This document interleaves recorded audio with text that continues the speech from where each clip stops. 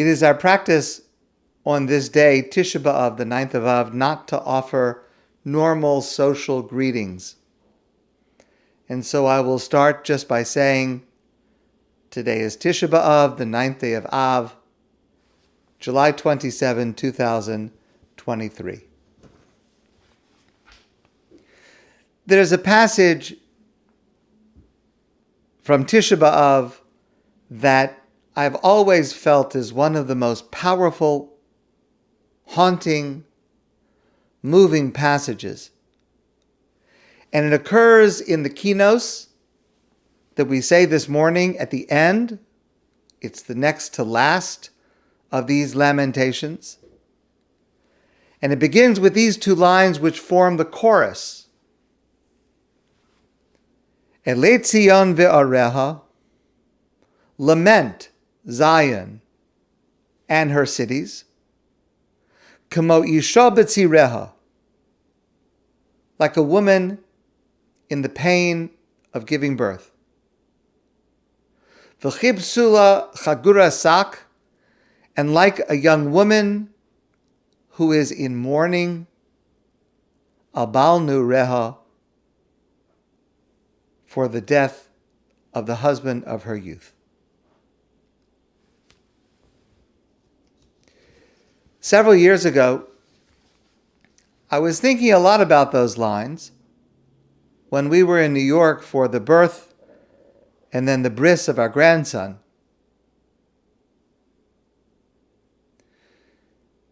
Many of us know the unique and superlative joy of holding a newborn grandchild, and I wish that joy for all of you who have not yet experienced it. The 2 weeks we were in New York, we were so happy, we were celebrating, and I felt it was somewhat incongruous because it fell over this period of the 3 weeks, the period of mourning leading to Tisha B'Av. And I was thinking about that incongruity, and I was thinking about these lines,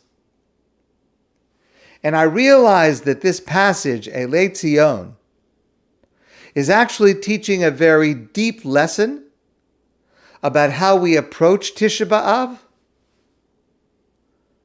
how we should experience it, which I'd like to share with you this morning. So let me start with a question.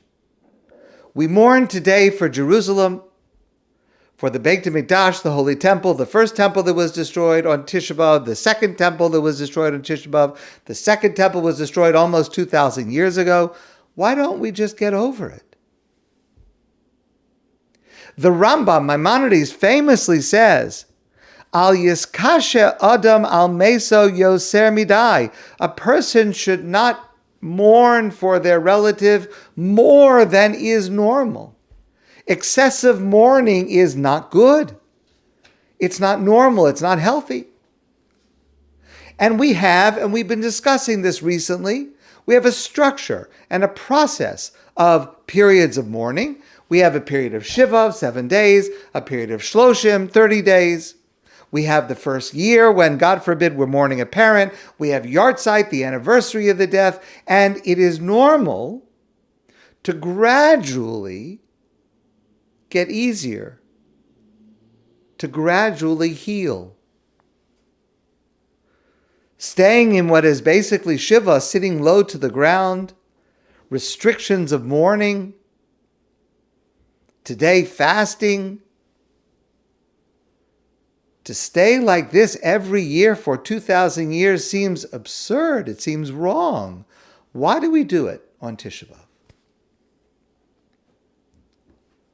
So there are several answers, and I want to share with you this morning an answer suggested by Rabbi Jonathan Sacks.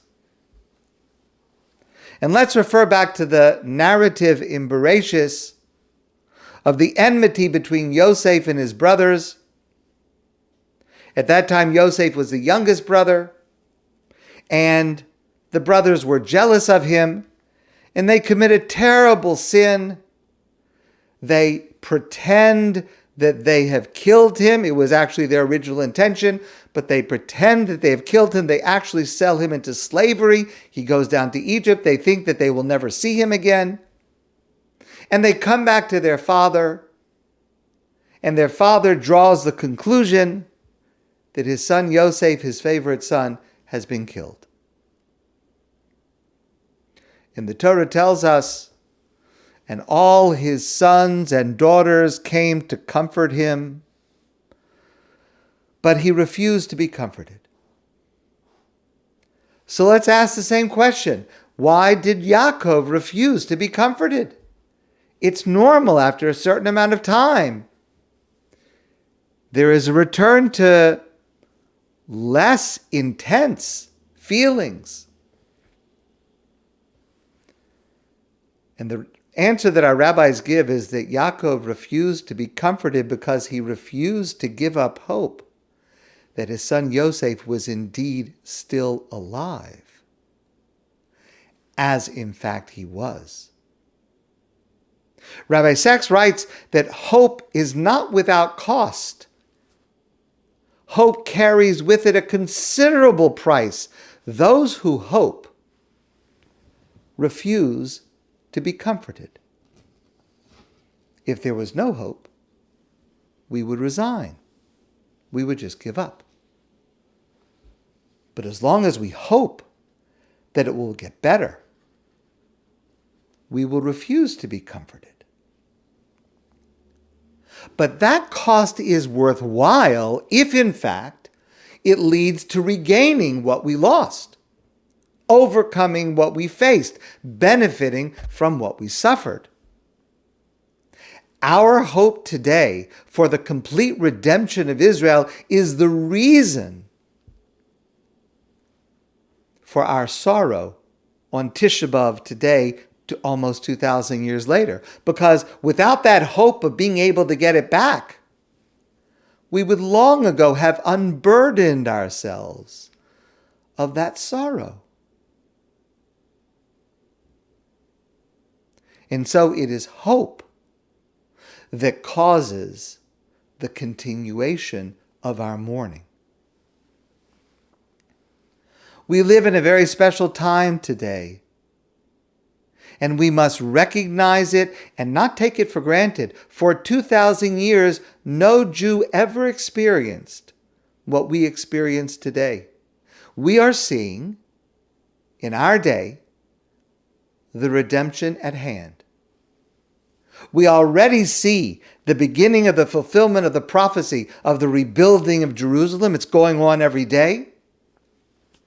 We see the flourishing of Israel. We see the beginning of the ingathering of the exiles. It is beginning. It is happening. And our tears this year on Tisha B'Av are different than they have been for 2,000 years, because this year our tears are an expression of seeing the benefit of our refusal to be comforted. Eli Zion ve'areha, this dramatic Kinnah that describes the Churban, the destruction of the Second Temple, contains two haunting metaphors, but they are very different. And they speak to different experiences, and they speak to different eras in history.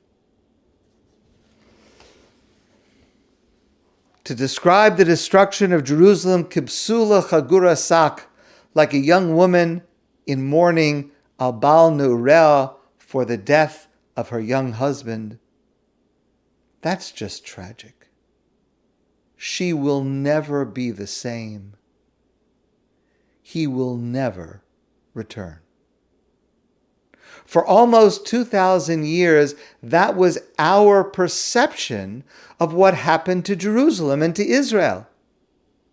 And that is what we felt on Tisha B'Av and expressed. It's over. It's gone.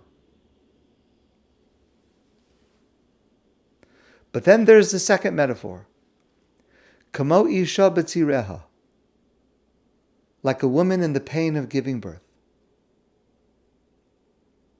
Those two metaphors are so different, not in the severity of the pain, but in the duration of the pain, and most importantly, in the result.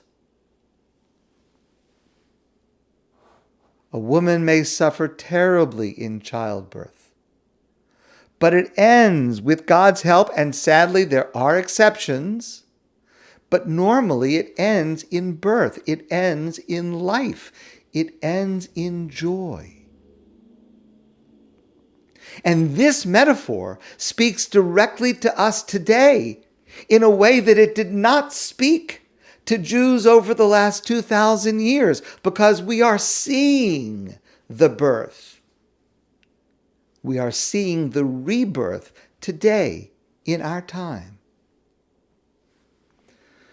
And that's what I realized sitting in the hospital, waiting for our grandson to be born. So I would like to sing this Kinnah with you.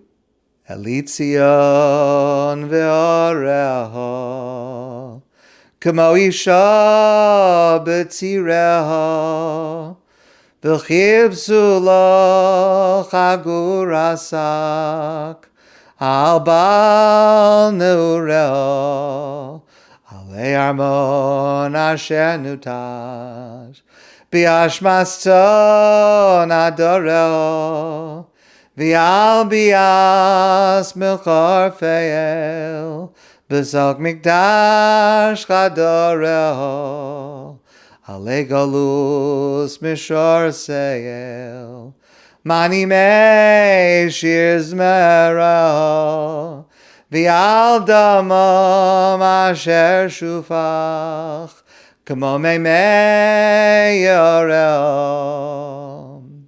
Alei hegyon milcholeho, asher damam b'oreho, v'alvad asher shomaim, uvitul sanhedrio, alei zivchos mideho, ufidyonei b'choreo, v'al chilul klei hechal, umizbah ketoreo, alei tapei melocheo, b'nei David gvireo, v'al yafyom asher choshach, be'esaru kesareo, alei kavod asher golo, be'ez korban dvireo,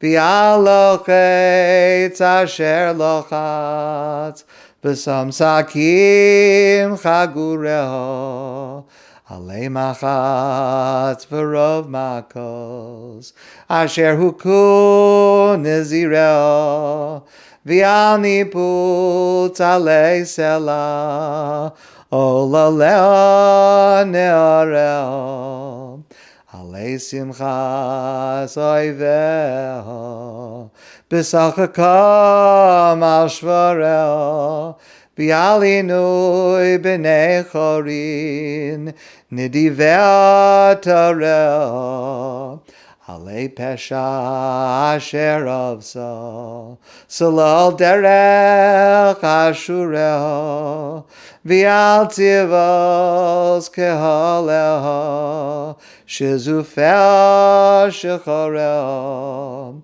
alei kalos mecharfeho, beis rabu pegoreo, v'al rigshas megadfeho, b'sok mishkan chatzereo, alei shimcha asher chilal, b'pi kamei metzereo, v'al tachan yitzav chulach, keshavu shma moreo, alei Zion ve'oreho, kamo isha b'tzireo, Uchibzu lo chaguras sak al bal neureho.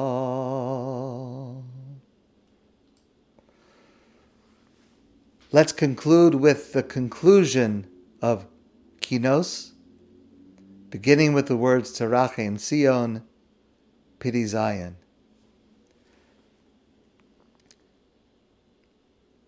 Terachem Sion kasher amarta Uzochon aneha kasher dibarta Tamaher Yeshua V'sashir ish gula V'sashuv Yerushalayim Barachamim Rabim Kakasuvayad Neviecha L'chein kamar Adonai Shavti L'Yerushalayim Barachamim Beisi Yibane Banul Adonai Tzavos V'kav Yinatel Yerushalayim V'ne'emar od kara le'mar ka Adonai Tzavos O tefutzena arei mituv V'nicham Adonai od es Zion Ubachar od b'Yerushalayim V'ne'emar Ki nicham Adonai Zion Nicham kol charvosea V'yasin midbara k'Eden Parvasa kegan Adonai Sason v'simcha Yimatzeh ba Toda v'kol zimron. This last prayer, with which we conclude the Kinos, and with which the day slowly begins to change its mood from mourning to hope, this last prayer is only possible with the first metaphor, Kamo Isha B'tzireha. Yes, today it hurts,